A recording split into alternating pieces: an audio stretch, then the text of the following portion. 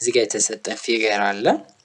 ምንድነው የሚለን? ኢን ዘ ፊገር አበብ ኤም ኪው ላይን ኤም ኪው ማለት ጀስት ይሄኛው ማለት ነው።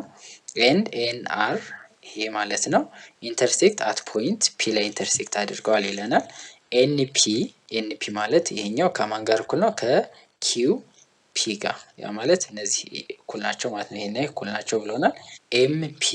ኤምፒ ላይን ኤምፒ ከማን ጋር እኩል ነው የሚለን? ከፒ አር ጋር። ፒ አር ከዚህ ጋር እኩል ነው ብሎናል። ስለዚህ በጣም ቀላል ነው ይሄ ጥያቄ።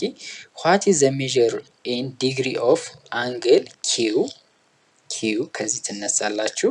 ከዛ ኤም እዚህ ጋር ትመጣላችሁ። ከዛ አር የትኛዋን የተጠየቃችኋት? ይችኛዋን አንግል ነው የተጠየቃችኋት ማለት ነው።